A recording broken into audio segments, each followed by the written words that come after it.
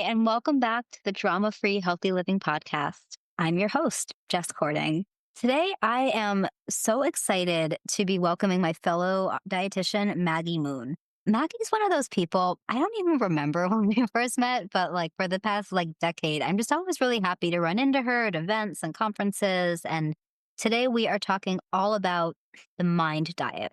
A little bit about Maggie. She is a Columbia University educated, culinary school trained, award winning registered dietitian and best-selling author with clinical training from top-ranked New York Presbyterian Hospital, which is where I actually did my internship. And she also consults with government agencies, national nonprofits, and global brands. And she also serves on a number of expert advisory boards. So the second edition of Maggie's best-selling book, The Mind Diet, A Scientific Approach to Enhancing Brain Function, was published in December 2024. And it's a just gorgeous book. It is full of so much useful info.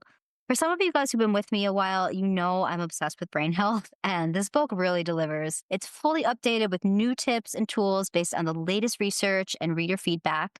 And it's a great tool for anybody who's just looking for practical nutrition solutions to enhance their cognitive resilience, metabolic health, and mental well-being. So very aligned with all the things I love nerding out with you about. So I am so excited to bring you this conversation. Maggie is just full of wisdom and has so many great tips to share. So yeah, check out the book. And in the meantime, here is our conversation. Welcome to Drama Free Healthy Living with Jess Cording. I'm your host, Jess Cording. I'm a registered dietitian, health coach, and author, and I'm here to help you streamline your wellness routine and establish a sane, more balanced relationship with food and fitness so you can reach your goals without losing your mind. On this podcast, we'll talk about nutrition, exercise, self-care, mindset, and more. I'll be bringing you interviews and expert insight on the topics that matter to your health and wellness. Maggie, welcome to the podcast. Thank you. I'm looking forward to the conversation. Yeah, I always love running into you at events and just chatting. So it's really lovely to be just having a conversation today and nerding out on all things mind, diet, and nutrition. I love asking my fellow RDs on this podcast just about kind of their journey, because I feel like in our field, there's so many ways that someone finds their way here. What inspired you to become a dietitian? A lovely question. I think that growing up, maybe as a dancer and as an athlete, I always had that natural connection between what I was eating and how I was feeling and performing both on and off the field. And also had along the way my fair share of injuries, especially as I became a full-time dancer and choreographer in my young adulthood. And so when I was thinking about what comes next, I wanted to be a helper of some kind and looked at different avenues. I did look at pursuing medical school and eventually did a lot of soul searching and decided that I didn't want to see people by the time they got sick. I'd rather do something that would affect them, that they could do something about themselves in a practical way every single day. So that's really what was the clincher and made me decide to go back to school for nutrition. Love that so much. I can relate to that a lot too. For me, it was definitely about preventive care and helping empower somebody to take charge of their well-being and feel great and hopefully avoid getting sick. Said. Exactly. Yes. Prevention is so much less painful than the cure. Oh my gosh. Yeah. And something that I really love that you focus on a lot in your work is mind diet and brain health and, how nutrition can really support that. I'd love to hear what made you interested in really focusing in this area. Yeah. So interesting question, because you made me realize that I've been doing this for about 10 years. Don't know how a decade went by, but at the time, brain health, neuronutrition, how to eat for optimal brain health was an emerging field that was really just a few decades old in terms of more research, formal practice. And so it was exciting. It was exciting to learn about. What we've learned about the brain self, aside from nutrition, has just really exponentially grown in the last couple of decades as well. And so we are just learning at this really incredible pace. And then when the Mind Diet research came out in 2015, it was really exciting because it was not about molecule or a specific nutrient. It was about this whole dietary pattern. And I think that really resonated with me, not, of course, as a dietitian, but also because I think that's just the way that I was raised. We didn't call it food as medicine, but food was our medicine. And the way that if I wasn't feeling well in our house, there was no cough syrup or aspirin. It was rest and it was what you were eating. And so I think that's another reason why a dietary approach really resonated with me. I remember when that research came out, and I can't believe that was 10 years ago. That's just wild to me. Hmm. It was so cool. Because I remember at the time, so I have brain stuff on all sides of the family. Lost one grandfather to Parkinson's, the other to Alzheimer's. I spent a number of years working in an ALS clinic. I did a lot. I loved my neuro rotation during my internship. So like the brain, I was also fascinated by like the food mood connection. That was a big focus for me really Mm-hmm. early in my career. So to see that research, I was so excited by that. It's so fascinating to me that like our lifestyle and our day to day eating patterns can really influence our brain's health. Yeah, I felt like a literal light bulb went off and it just everything made sense Yeah. and fell into place. So yes, we're on the same wavelength.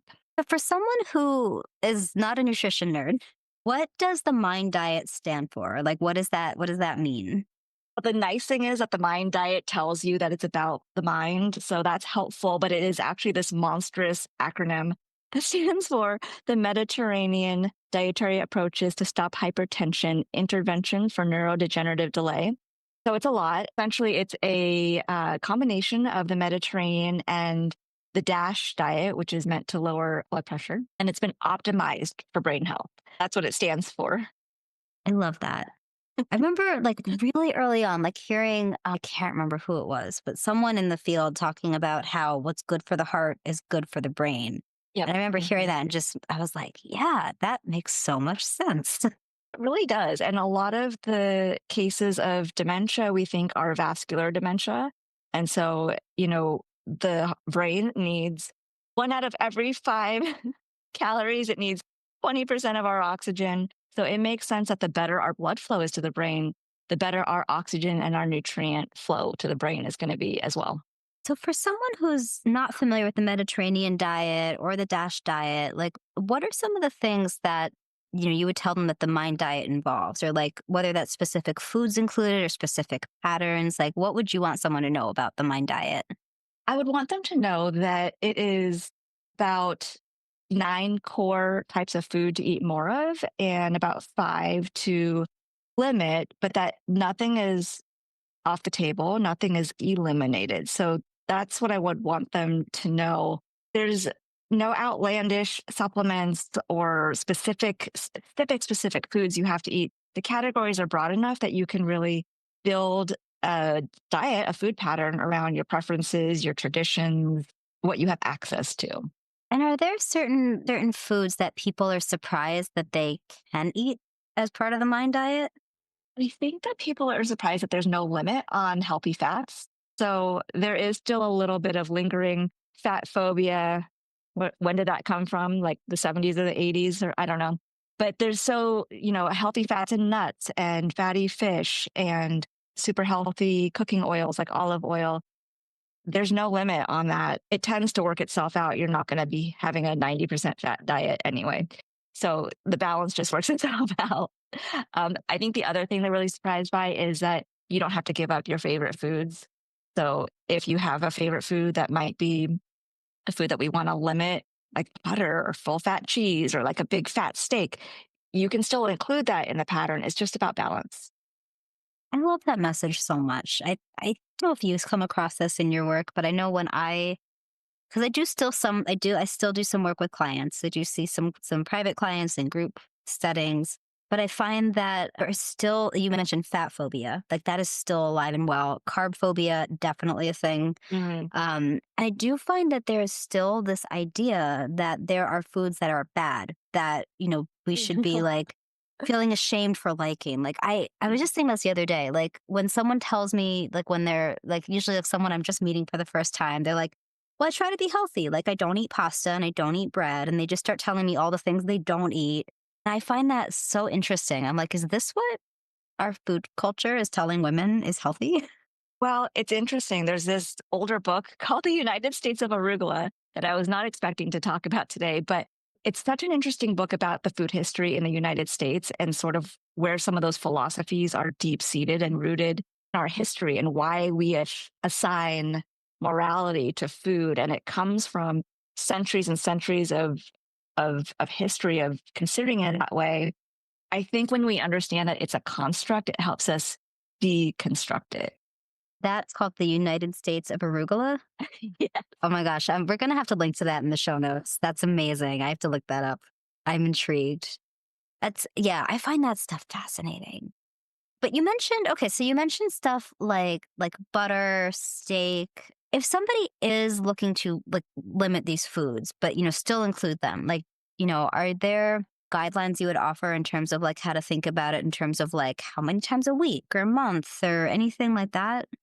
Right. And so this is what dietitians are so good at translating that research into practice. Because when you do a research study, you need a very specific protocol that you are following. And so there are rules that are in the research. Those are guidelines. They don't always translate well to everyday living. And so I would say that when it's something that's very high in saturated fat or added sugar, like a full fat cheese or a pastry or a sugar sweetened beverage, we want to really limit those as much as possible. I'd say less than once a week. So maybe thinking about every couple weeks, maybe a couple times a month, enjoying those as a treat. For something like butter or like a high fat steak, maybe that's something more like at the most a small amount. Most days of the week, I think, is okay. Or if you want to enjoy that steak, like maybe once a month, once a week, that's okay. It's about portions and balance. I like that. That is something I really love about the Mind Diet, that it's about balance and sort of making space for the things that you love. I go back and forth with the in my heart, I am an all foods fit.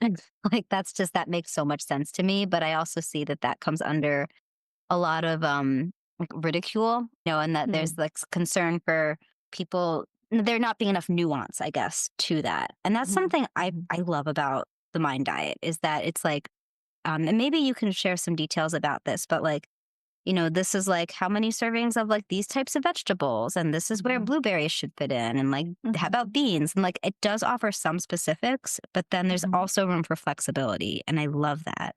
100%. And I think also when people start adding the foods that are recommended, it's going to naturally crowd out on the plate room for some of the other foods that maybe have been dominating your standard American diet. So it recommends leafy greens almost every day, whatever. Let's just have them every day. Another serving of vegetables every day. So right there, you've got two servings of vegetables, which is more than most Americans get. You've got berries a couple times a week, which is great. You can have them frozen, so you don't have to worry about perishability. You can have them any time.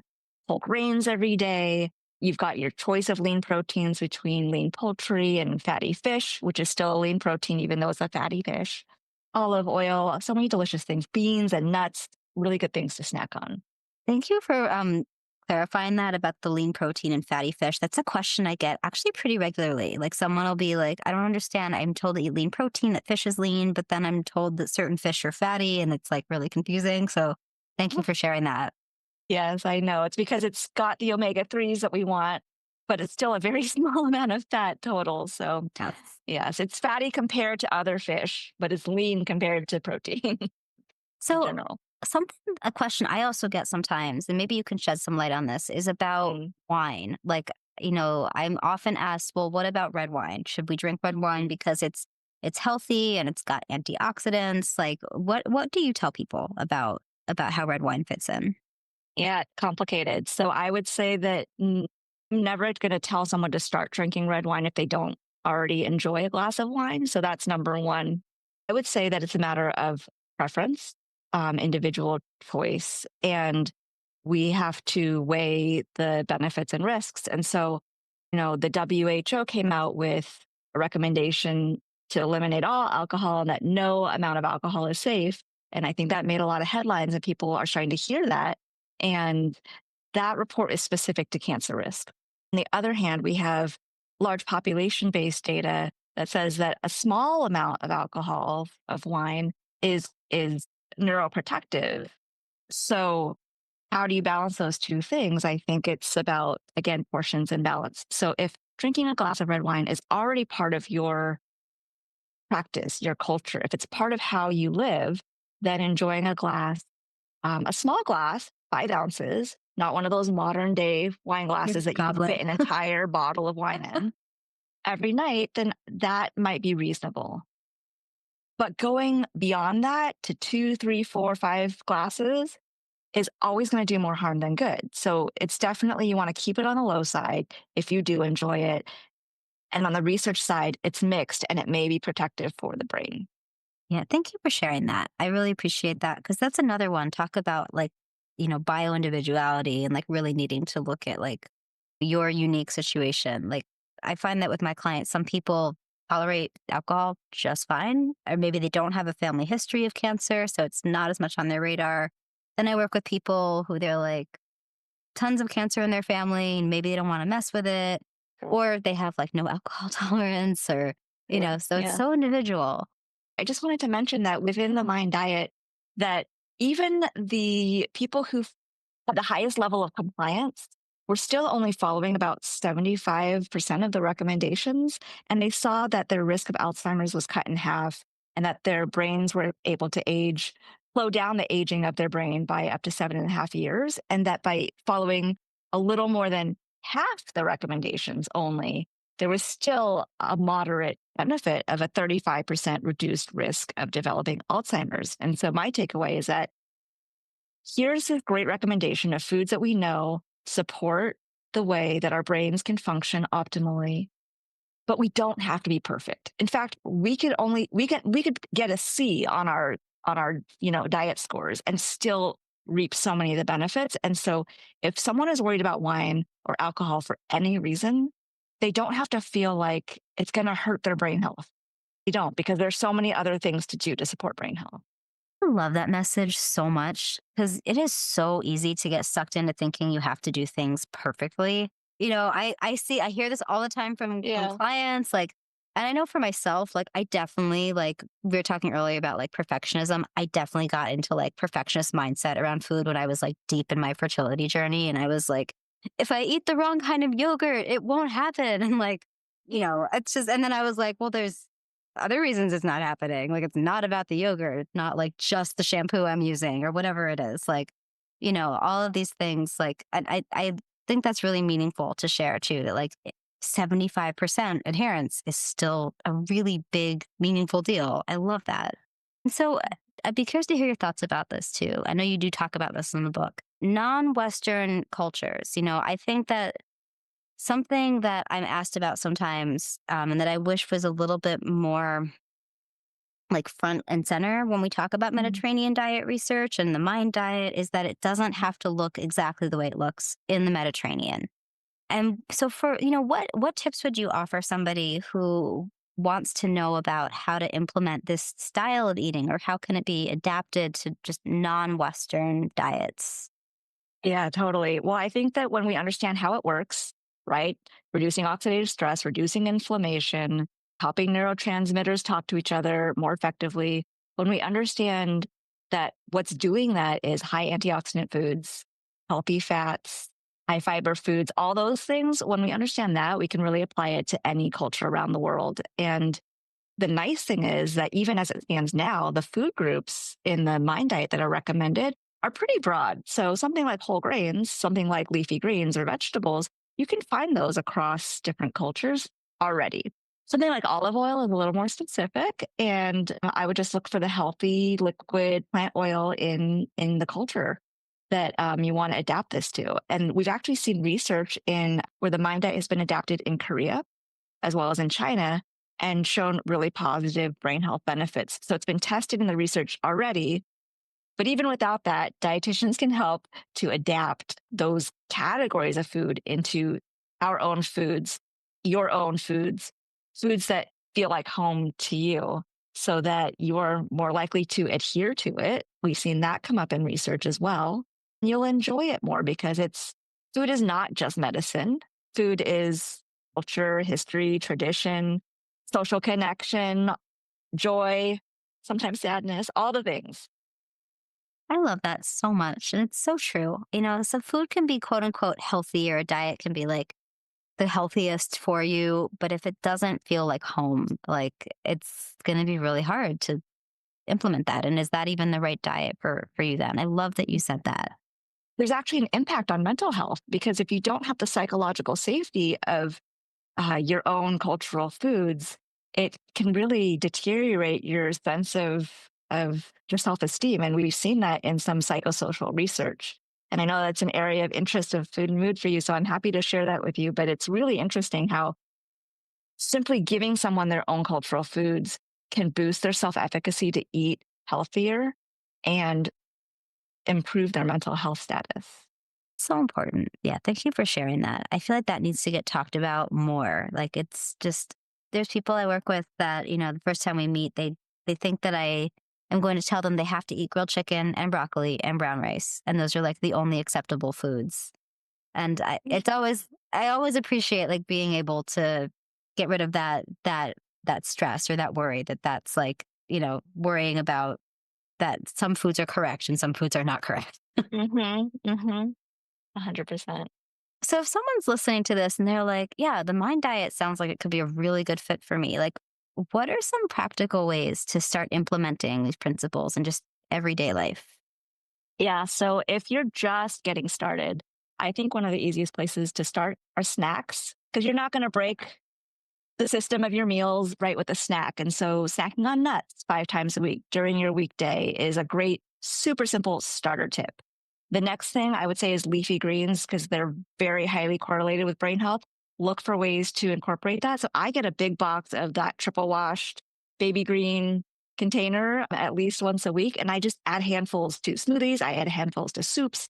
I add them to omelets. I also make big salads. I add them to grains and green bowls. So just look for ways to add those. And when you have that triple washed box, I find it's really easy because I don't have to go through anything. I just grab it.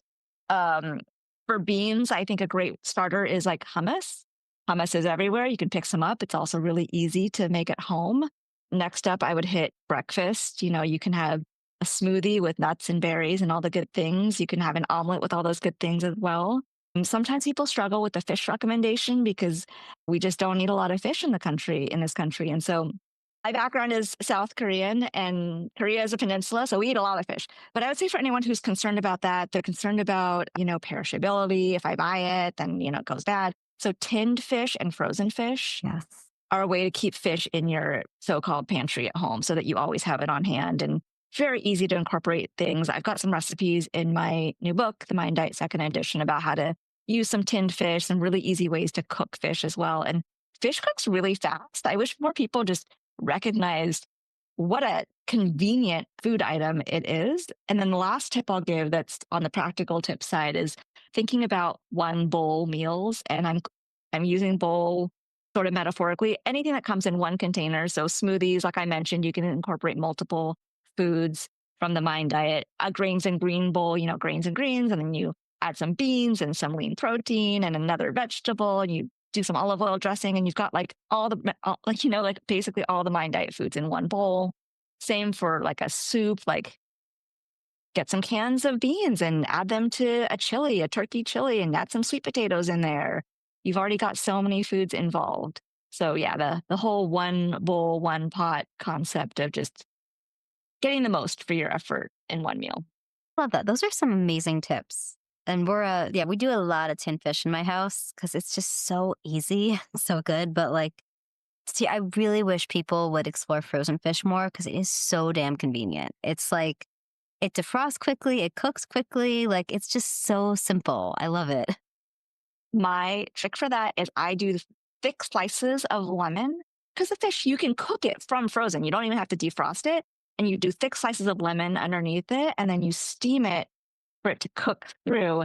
And because of the lemon wedges, not only are you steaming with beautiful lemon, but also you're preventing like the bottom from getting scorched because you do have to cook it like a couple minutes longer because you are cooking from frozen. That is an awesome tip. I love that. Thank you for sharing. Yeah. So, okay, I just have one more question because I have two questions for you. One, just Sure. practical stuff, housekeeping. If people want to buy your beautiful new book, learn more about your work, connect with you, what is the best way for them to do so? Yeah, thank you. I've got a website at minddietmeals.com. and I'm the same on social. Awesome. And we'll be sure to link to all of that in the show notes. Okay, so my real last question for you, and this is a question I ask everybody who comes on here because I love that there's so many ways to answer it. It's ever evolving, but today at this moment in time, Maggie, what does healthy living mean to you? I think it won't come as a surprise based on our conversation so far, but my word is really balance. And I could start it and end it there, but I'll say a little bit more. But it's, balancing work and play and rest and also calm have been really important to me in the last couple years and practicing all the things that allow for that balance. So I live by the six pillars of brain health: eating well, moving more, sleeping soundly, managing stress, engaging the brain, and making time to connect with others. I love that so much. Thank you for sharing that with us. And thank you for being here today. Thank you for this conversation. It's been really nice. And for all you guys who are out there listening, thank you for tuning in. I so appreciate your time and your energy. If you like what you hear, please consider leaving us a 5-star review on Apple Podcasts. They do matter and help me continue to bring you great guests like Maggie Moon. And as always, guys, have a wonderful day and we'll talk soon. Thank you for listening to Drama Free Healthy Living with Jess Cording. We'll see you next time. And just one more thing. I may be a dietitian, but I'm not your dietitian. The information in this podcast is meant for educational purposes only and is not intended to diagnose or treat any medical condition. It is also not a replacement for individual counseling. Always check with your healthcare provider for questions related to your own health and well-being.